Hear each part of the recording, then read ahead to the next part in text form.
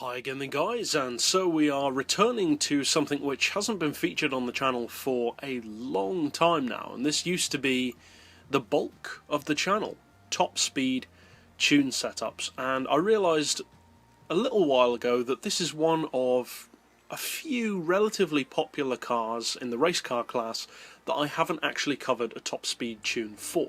I have done a top speed tune for the road version, but not the race car. Now this is not really a top speed setup to use against stuff like Huayras, Veyrons, that kind of stuff of course. This is just a top speed tune for circuits where you need that extra bit of speed, such as Route X, Route 7, the Nürburgring potentially but not so much, the Le Mans especially, just where you need to get that extra bit of top end performance. So this tune allows the NSX-R race car to get that better top end performance, but this is also a semi-handling tune as well.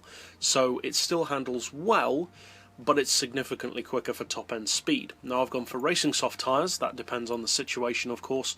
For the suspension we've got the ride height on 55 front and rear, springs on 1350 and 1850, the dampers and anti-roll to 4 all round. We've got a little bit of camber, 1 degree front and rear, to increase its high speed stability, to stop it jumping around all over the road so much, such as on the straight at the Le Mans. Neutral toe, we'll come back to the gearbox last as usual. For the diff I've got the initial torque on 20 to stiffen up the steering, acceleration and braking on 40 for the same reason. You want all of your power upgrades of course, but that depends on what kind of PP you're running. This is of course fully tuned with an oil change. You want your downforce as low as possible, and finally for the gearbox an auto setting of 230, then for the individual gears 4.2, 2.7, 1925, 1475, 1175 and 975 with a final drive of 3.7. So that's it overall for the mechanical setup. Now let's see what it can actually do in terms of straight line performance.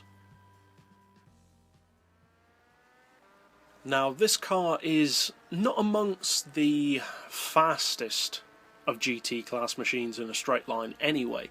It is quick, of course, especially for an NSX, which isn't traditionally the most powerful of cars in this kind of category, but the top speed isn't going to take on something like an FXX or a Zonda R anytime soon. It is, however, fast enough to beat all of the GT500 NSXs for overall top speed, and it is fast enough to be quicker than, say, a Corvette C6R or a Lister Storm, that kind of thing. So, pretty competitive. It won't beat everything, but it's good enough to take on most things in most realistic top speed circumstances. Now, in terms of top speed, as you can see, it can do around 235, 236, even uphill. Under its own power, it cruises at 240, which is pretty good for an NSX. That's not far off the road car's speed. And in terms of draft potential, you've got a little bit. Now, you can lower the final drive even more if you need extra draft, but most people probably won't, because this is more of just a top speed tune for the car under its own power, rather than for Special Stage Route X specifically. So it can do 240 under its own power. As you can see, you start to hit the red line at about 246, or get up into the red line at around 243 actually, not 246.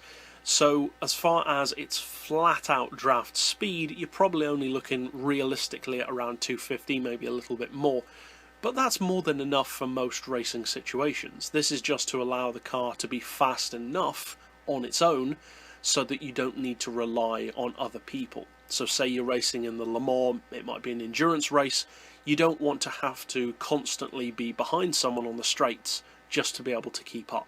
This eliminates that problem. It allows you to do 240 even if you're driving completely on your own, so that you can keep up that lead that you've got. So overall, if you do decide to use this top speed tune for the NSX-R road car, or race car even, obviously I hope you find it fun, and it is definitely a competitive top speed tune, especially for an NSX.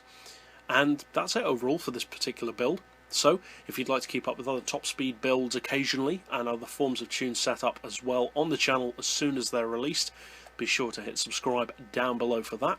But for now, as always, thanks for watching.